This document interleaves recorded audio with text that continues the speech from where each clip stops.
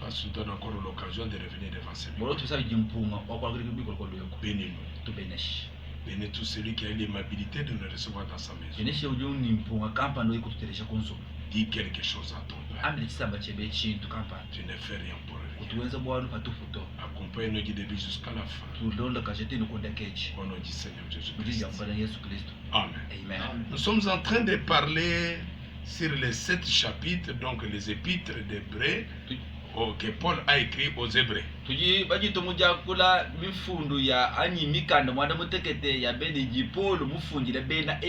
Ok, Paul a écrit à ses propres frères.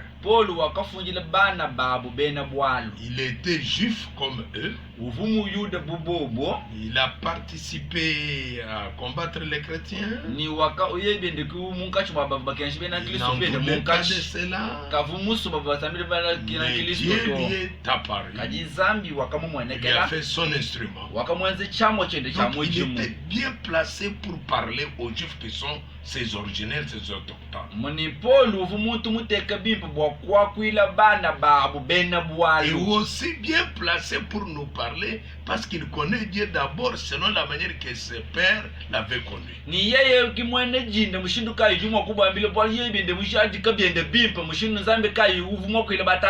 J'ai dit qu'il était aussi bien placé pour nous parler. Nous l'avons vu depuis chapitre 1, chapitre 2, chapitre 2. Paul n'a pas changé la doctrine. Paul n'a pas changé jusqu'à présent sa position.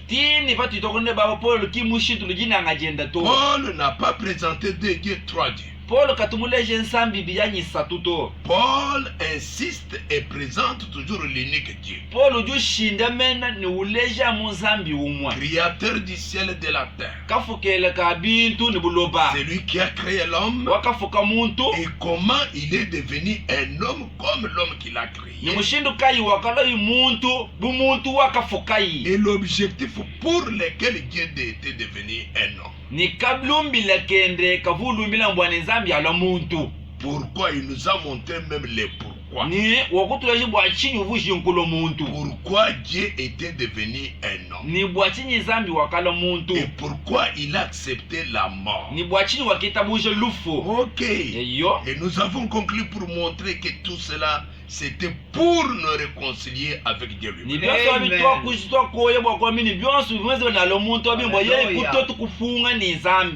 Nous réconcilier, Souvenez-vous qu'à un moment donné, depuis le jardin d'Éden, il y a eu une coupure entre l'homme et Dieu. Il n'y avait pas la communion. Alors Dieu avait chassé l'homme. Mais celui qui a créé l'homme, il l'a pas abandonné pour toujours. C'est ainsi il devait revenir lui-même pour récupérer l'homme et le réconcilier avec lui. Maintenant au chapitre 3, Paul dit, c'est pourquoi frères saints qui avait part à la c'est qu'un bien. C'est-à-dire, on vous a aussi appelé. Voilà. Parce que dans le chapitre 2, Paul a essayé de disséquer la loi et la grâce. Alors si ça dépendait de la loi, et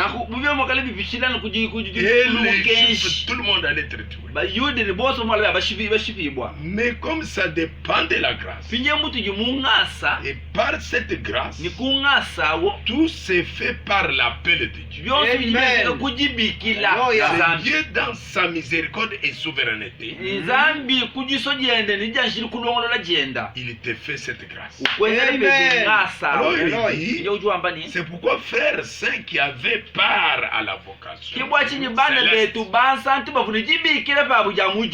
considérez l'apôtre et les souverains sacrificateurs de la foi que nous professons. Je ne sais pas quelle foi tu professes. nous, en tant que chrétiens, notre foi professe l'unique apôtre et souverain sacrificateur, Jésus, qui a été fidèle à celui qui l'a établi, comme le fit Moïse dans toute sa maison. Donc Paul présente le souverain sacrificateur. Car Jésus a été jugé digne d'une gloire autant supérieure à celle de Moïse. On crée la différence entre Moïse qui était établi dans la maison de Dieu avec Jésus. Que celui qui a construit une maison a plus d'honneur que la maison même. Chaque maison est construite par quelqu'un. Mais celui qui a construit toutes choses, c'est Dieu. On était glorifié. Quel que soit ton ministère, quelle que soit la manière que Dieu peut t'utiliser, tu construis la maison. Nous te considérons, mais celui qui fait toutes choses, c'est lui qui fait grâce, source de tout bonheur et de toute bénédiction. Demeure Dieu. Pour Moïse, il a été fidèle dans toute la maison de Dieu. Comme serviteur, pour rendre témoignage de ce qui devait être annoncé. Mais Christ l'est comme fils sur sa maison, et sa maison, c'est nous. Pourvu que nous retenons jusqu'à la fin la ferme confiance et l'espérance dont nous nous glorifions. C'est capital, c'est que Paul est en train de dire. Maintenant, Moïse était établi sur la maison de Dieu. J'aimerais que mon interprète interprète. Moïse était établi sacrificateur sur la maison de Dieu. Alors, quelle a été cette maison? C'était le peuple d'Israël. Maintenant, il y a une autre maison où Christ est établi fils sur cette maison. Ça, ce n'est pas Israël. La Bible dit, sa maison, c'est nous. Autrement dit, c'est son église. Donc, l'église aujourd'hui, c'est le type d'Israël naturel. Maintenant, on nous dit, il y a une condition, un problème. Si nous croyons qu'il est établi sur nous, pourvu que nous retenions, c'est là et l'espérance dont nous nous glorifions. Pas les gens qui aujourd'hui demain changent comme des tomates. Aujourd'hui ils ont un autre souverain sacrificateur, ils ont un autre Christ, et notre jour ils ont un autre Dieu. Non, Dieu n'a pas changé comme ça. C'est pourquoi nous met en garde, on dit c'est pourquoi. C'est ce que dit le Saint-Esprit aujourd'hui. Si vous attendez sa voix, comme vous allez l'attendre ce soir, n'endurcissez pas vos cœurs comme lors de la révolte, les jours de la tentation dans le désert. Lisons jusqu'à la fin de ce chapitre. Mais le problème qui est ici, nous commençons avec Israël. Parce qu'on nous a parlé de Moïse qui est établi sur une maison. Et cette maison-là, c'était Israël. Et Christ est établi sur une maison. Et cette maison-là, c'est nous. Donc, premièrement, Israël était un peuple. Et nous connaissons l'histoire que ce peuple était étranger dans un autre pays. Oh oui. Vous voyez qu'ils étaient étrangers chez autrui en Égypte. Mais si nous suivons bien, pendant qu'ils étaient là, Dieu leur a donné un repos temporaire. Vraiment, nous parlerons dans le chapitre 4 de ce repos. Ils ont eu un repos temporaire chaque samedi. Ils étaient en voyage pourvu qu'ils arrivent dans leur pays.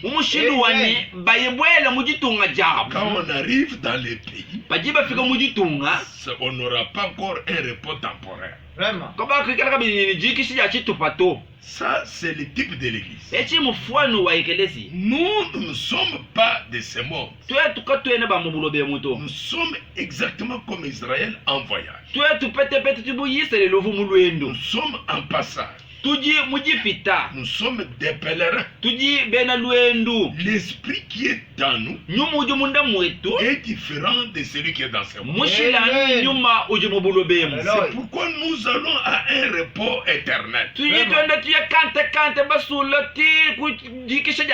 En attendant, Dieu nous donne un repos dans ce voyage qui nous amène à un repos éternel. Quand nous prenons Febanam dans Hébreux chapitre 3, par exemple 121 à 131, il te dit ceci. Bien. Dieu avait donné à son peuple un repos précaire. Il se trouvait là-bas en Égypte. Il n'était pas dans la position qui était la leur. Il n'était pas à l'aise. Ils étaient vraiment à casser des cochons de droit. Ils étaient hors de leur patrie. Mon frère et ma soeur, ne te réjouis pas pour ce monde. Ici, ce n'est pas chez nous. Ils étaient étrangers et pèlerins. Un chrétien l'est aussi pour ce monde. Dieu allait les conduire de cet endroit où ils vivaient en Égypte vers la patrie. Pour arriver dans la patrie, il fallait la conduite de Dieu. Et même ne pouvait jamais se conduire. C'est un type d'aujourd'hui. Nous sommes instables. Instables dans ce monde, ne sont pas stables. Quand tu es à l'aise, quand tu es le séjour ici n'est pas long. Les petits garçons, on met potelé, jouent aux billes. C'est ce que nous voyons. Les petites filles jouent à la poupée ensuite. Vous savez, on a des cheveux gris et on est tout iride. S'il y a quelque chose qui ne va pas, ici ce n'est pas notre demeure. Et là, ne vous pas décourager l'événement. Nous trouvons à l'endroit qu'il ne fallait pas. C'est pourquoi nous disons que nous sommes pèlerins et étrangers. Quelque chose s'est passé. Ce soir, nous vous disons, Confébam l'a dit un jour dans son bureau, une petite dame lui a raconté comment les gens se moquaient parfois d'elle, de cette jeune fille chrétienne-là.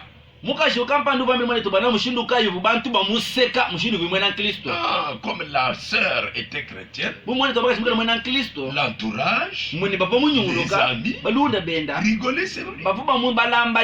Mais comment tu es vieille comme ça? Porte de telles choses. Mais ma chère soeur, vous ne faites pas patrie de ces gens. Nous sommes un peuple différent. Nous insistons ce soir.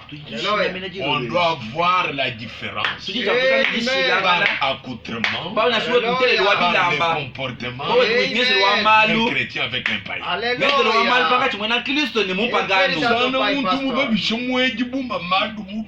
Il voit quelqu'un avec une longue barbe. Et il a un pantalon serré, une chemise serrée. Et il marche en dandidant. Et les jeunes garçons se sont déformés en train de marcher en dandidant. Ils n'ont pas la forme aujourd'hui pour porter des vestes. Vous allez voir les mêmes frères dans la chorale. Ces païens là longue barbe. Et ils apportent ça dans la chorale. Ils commencent aussi à porter des tailles basses. La différence. Là, il n'a pas compris qu'il est passager. Ma fille disait, papa, telle fille ont fait telle et telle chose. Qu'elles ont fait. C'est ce que vos enfants vous disent. Quand elles portent, dites comme Branham. Frère, si tu es frère du message, dites comme Branham. J'ai dit, mais regardez ma chérie. Elles avaient de ces disques de Elvis et Presley, comme ce que vous avez dans vos flashs, dans vos cartes, les limbes, les histoires, vous les frères et sœurs.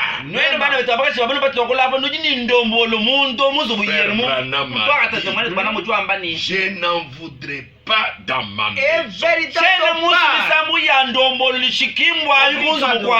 Nous ne sommes pas de ce monde. C'est comme une autre religion que je connais. Quand vous mettez des cantiques religieux, ils ne veulent pas. Ils veulent les cantiques de ce monde. On ne comprend pas l'essence de cette religion. Mais nous ne voulons pas ça. Les choses qu'on chante dans ces cantiques ne nous concernent pas. Ça ne nous donne nous pas l'onction. Ce n'est pas les choses de chez nous. Nous n'aspirons pas à cela. Elle disait, mais papa, ce sont des gentilles petites filles. J'ai dit, il se peut qu'elles les soient. Je n'ai rien contre. Mais il y a un fait. Nous sommes différents. Un chrétien est différent de ce monde. Maman, à partir de tes cheveux, on doit voir la différence. À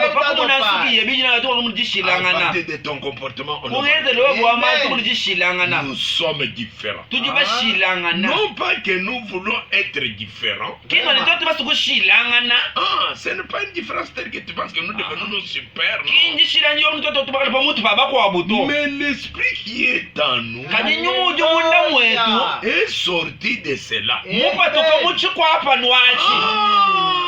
Nous n'avons pas les mêmes esprits avec eux.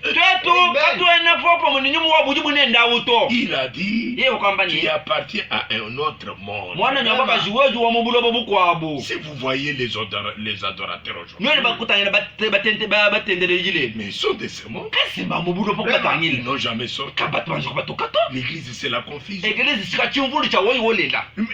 L'amour que nous avons cet homme de Ronsard, ils sont disant des églises.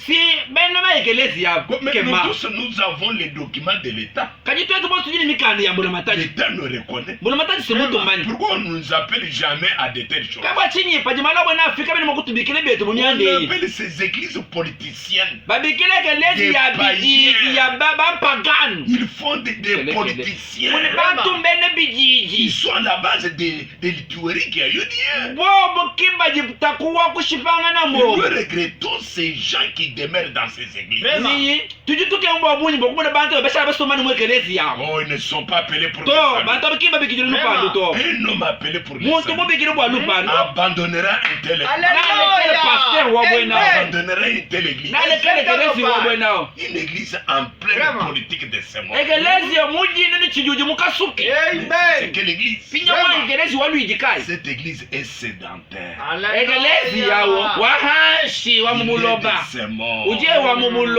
Il n'a pas déjà envoyé dans la part.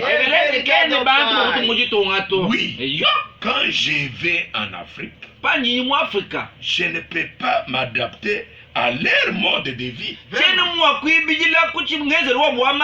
Ça c'est clair. Ils ne portent pas de vêtements.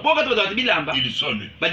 Dans les temps là. Dans les temps quand Fébana venait ici, les gens ne portent pas de vêtements. Quand lui un blanc arrive ici, il enlève les habits, qu'il marche nu. Parce que les habits marchent nu. Vous comprenez quand même. Tu peux quitter aujourd'hui aller en France.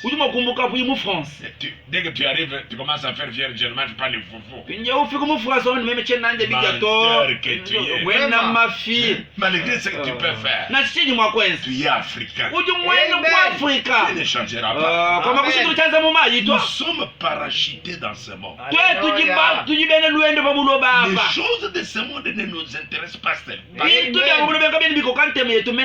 Les femmes en pantalon, dans la parole, ça n'existe pas. C'est les choses que nous voyons dans les voyages. Non, il ramasse quelque chose de pourri contenant des asticots. Et il le mange. Quand même. C'est là l'air est égal. C'est une autre chose. Alors quand tu vois quelqu'un qui ramasse des choses qui mange, toi aussi ramasser. Tu es un fou. Nous avons des fous spirituels. Quand tu vois un fou qui prend de l'eau là, je ne sais pas pour lui, et il boit, toi aussi tu bois, tu es un fou.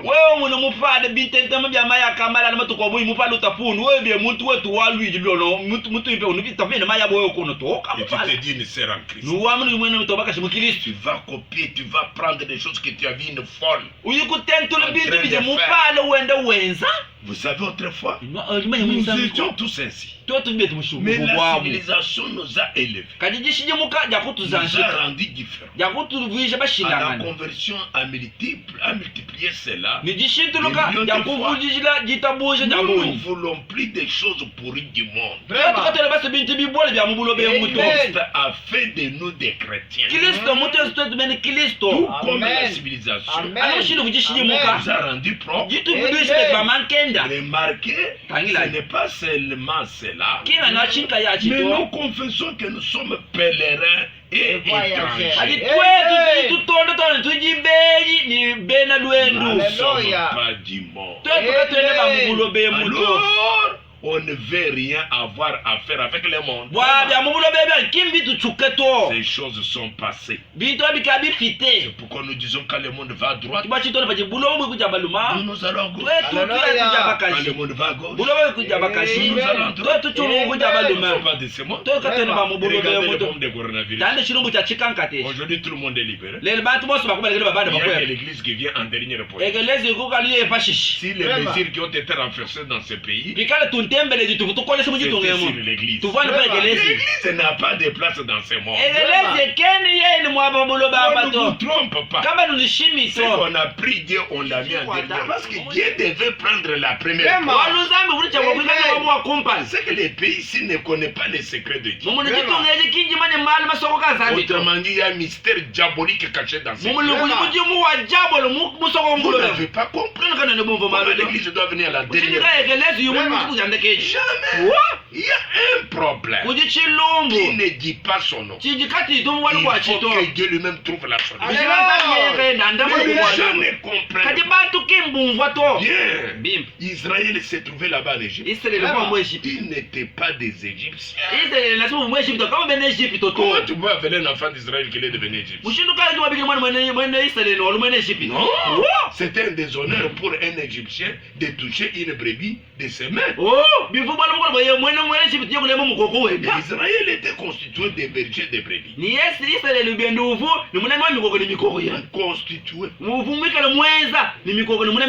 des bergers de brebis. Comme cela a dit toucher Moïse. Malgré toute la honte pour un Égyptien d'être éleveur de troupes. Vraiment. Avez-vous remarqué ce que Pharaon avait dit à Joseph et aux autres? C'est une abomination. Il disait, ton peuple, ce sont des bergers de brebis. Même un Égyptien ne pouvait même pas toucher de la main un berger de brebis. C'était des gens différents. Je ne sais pas si vous me saisissez. Les peuples d'Israël, c'était des bergers habitués aux brebis. Un autre peuple qui ne pouvait jamais toucher même un berger, il les dénigrait, il les déclassait, il n'avait pas de place. C'est pourquoi quand on les a reçus, Pharaon dit, ton peuple sont des bergers de brebis. Mais pas eux. Ils ne pouvaient pas toucher. Ils avaient les différents. Vous comprenez, quand Moïse quitte la maison de Pharaon, il comprend que je ne suis pas de ce pays. Je suis du nombre de méprisés. Je suis du nombre de saints qui se roulent par terre. Je vais saluer ce réveil. Je vais me rallier avec eux. Je vais montrer que je suis de l'air. Ce n'était pas facile. C'est pourquoi ceux qui sont des nôtres, ceux qui sont chrétiens, ceux qui sont de Dieu, qu'ils montrent leur couleur, qu'ils se rallient à leur Dieu, qu'ils se rallient à ses enfants, ils abandonnent les bandes. Ainsi en est-il aujourd'hui des chrétiens. Quand il est né de nouveau, c'est pour lui une souillure que de fréquenter les lieux où les gens boivent comme on les a ouverts.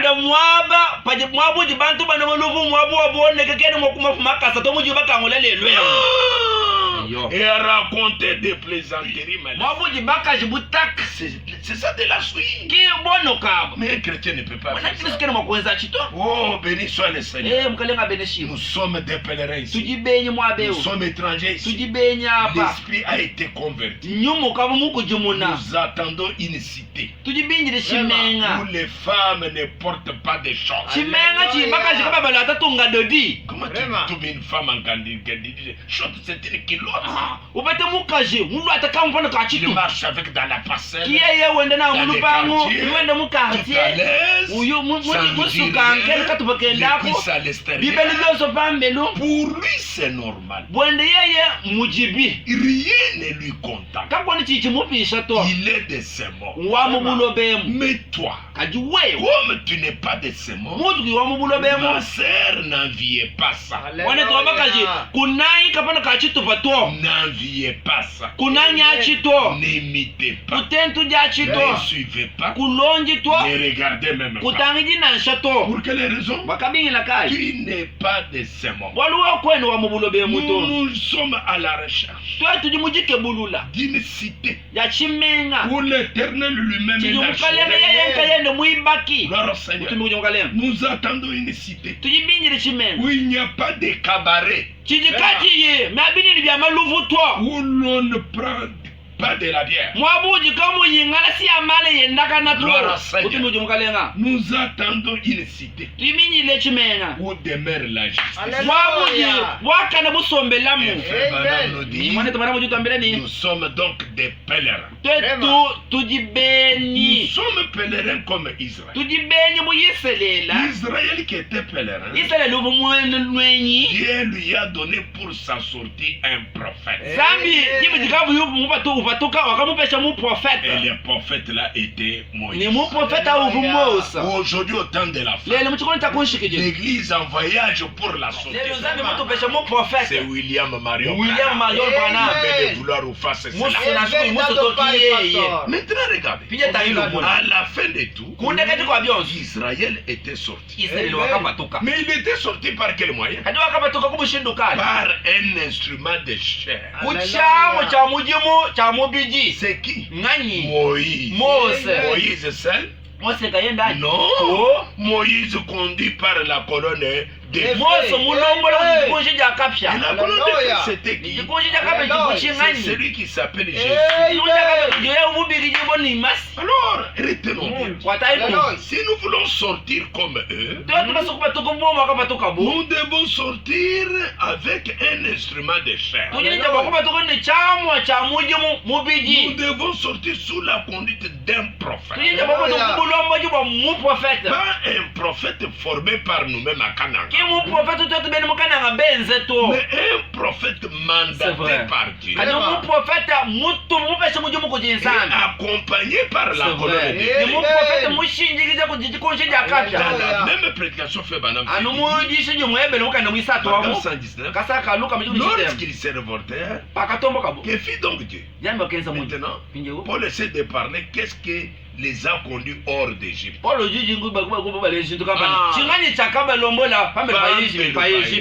Était-ce Moïse? Non. Toi? Moïse était un instrument de chair. Nous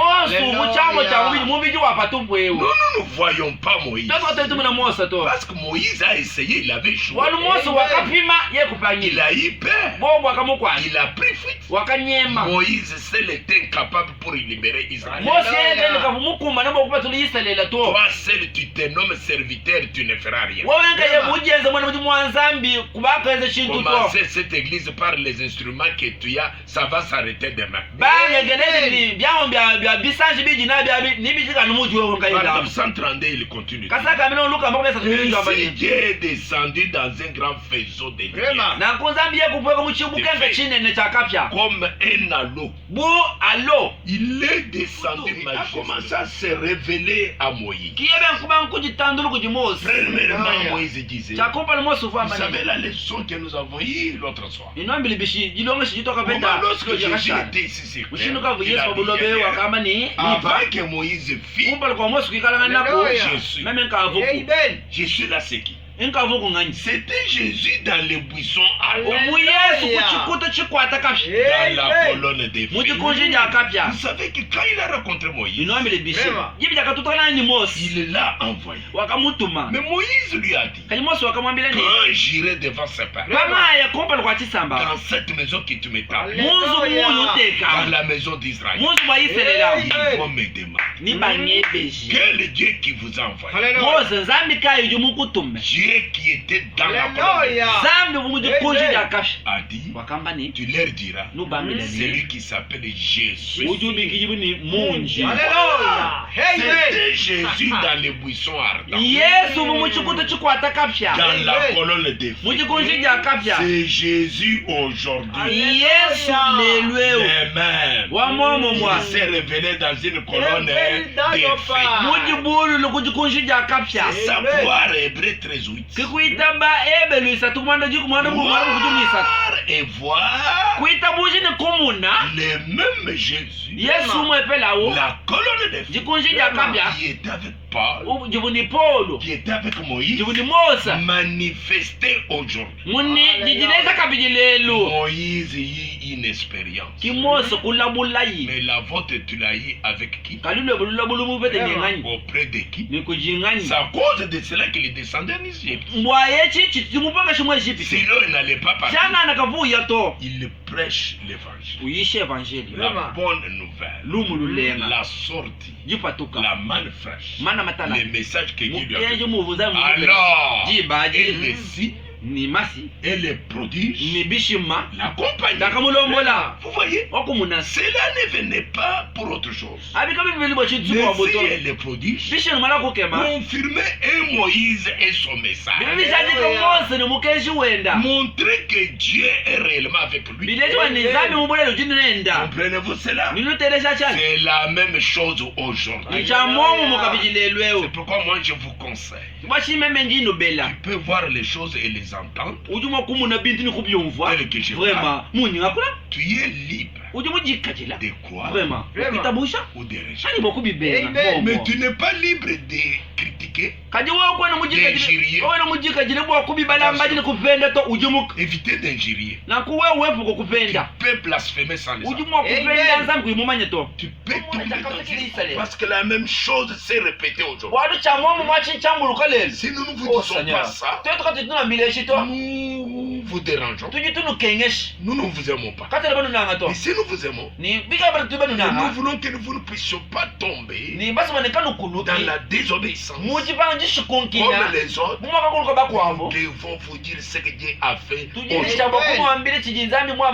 Mépriser. Marcher. Déclasser. Ce que Dieu a fait dans ton temps, c'est un crime. Pas seulement cela, mais lorsque les Hébreux sortirent, ils marchaient dans la lumière. Ils étaient conduits par la colonne de feu. Et la Bible dit: ne tentez point Dieu. Dieu qui était devant eux, c'était la colonne de feu. Maintenant, dans leur temps, Paul les ramène là. Il leur donne l'exemple. Il revient dans leur temps. Il leur dit: ne tentez pas Dieu. Comme nos pères se sont rebellés, l'ont tenté dans le désert et sont morts. Mais même Dieu était devenu un homme. Et le même Dieu est au milieu de nous. Il est le Saint-Esprit. Sa présence est avec nous. C'est la présence de la colonne. Ne tentez pas Dieu. Ne vous rebellez pas Dieu. Ne vous révoltez pas. Mon bien-aimé, c'est par la grâce je vous aime que je vous parle de ces choses. Les mêmes gens qui ont vu la main de Dieu, quand Dieu les a mis en épreuve, ces mêmes gens, nous les voyons à un moment donné se décourage et se rebelle. L'homme demeure toujours. L'homme à qui Dieu a fait des grandes choses. Israël a vu la mer rouge fendue. Israël a vu Pharaon mourir. Mais regardez les laissez-moi lire le paragraphe 135. Le temple nous continuerons. Il dit: combien savent qu'Israël se révoltèrent contre Dieu par leur incrédulité. Ta rébellion vient par votre incrédulité. Ces mêmes gens murmuraient: oh, Dieu marchait réellement au milieu d'eux. Quand ils sont sortis, ils eurent des ennuis. Voilà que cette colonne de feu était au-dessus d'eux. Je ne sais pas si et tous la voyaient. Moïse dit moi la voyait. Oui, il était au-dessus d'eux. Il la voyait. Lorsqu'ils sont descendus, supposons qu'ils ne l'eussent pas vu. Je ne sais pas s'ils la voyaient. Ils allaient au-devant d'eux. La Bible dit qu'il était là. Ils ont vu Dieu. Ils l'ont vu eux-mêmes. Les gens pouvaient craindre Dieu. Mais ils se sont rebellés. Si toi tu te rebelles à la parole, ce n'est pas étonnant. Si les gens qui l'ont vu faire affaire, fex, ils se sont rebellés. Alors toi, 138, 138, il était dit ceci. Écoutez, Dieu vous aime dans les difficultés. Alléluia. C'est vrai. Dans des difficultés, Dieu nous aime.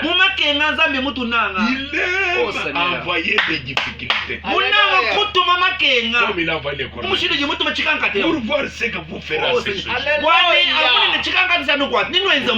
Quand cette maladie est venue, avec le confinement, c'était une difficulté que Dieu a envoyée. Mon frère et ma soeur, quelle a été ta position dans tout ce qui est allé même chez les féticheurs, qui est allé même chez les idolâtres, sur le moment, on te nettoie dans l'eau. Tu allé manger même à la poubelle. Tu as perdu la foi. C'est comme si tu n'étais pas enseigné. Ainsi, il ferma tout simplement la nuit. Et la chose suivante qu'elle a faite, vous savez, il les a conduits tout droit vers cet endroit. Puis il a envoyé Pharaon à leur trousse. Comment Dieu aime faire de son amour. Il est Dieu. Il aime bien vous montrer qu'il est Dieu. Amen. La difficulté est aujourd'hui. Et qu'aujourd'hui, les gens disent, oh, ces jours-là sont passés. Comment Dieu peut-il se manifester lorsqu'on vous enseigne de telles histoires? Mais Dieu aime se manifester. Voici venir les enfants d'Israël, marchant dans la lumière, Moïse allant devant eux. Voilà où ils en étaient. Allons-y. Voici les chemins. Dieu appelle. Nous sortons. Nous allons à la terre promise. Alléluia. Et voilà donc tous criant. Passant un bon moment. Vous savez, la chose suivante, vous savez, ils ont rétrogradé en arrière. C'est quoi cette poussière-là? Quand on parle de Malachie 4, quand vous entrez dans nos églises, les frères sortent.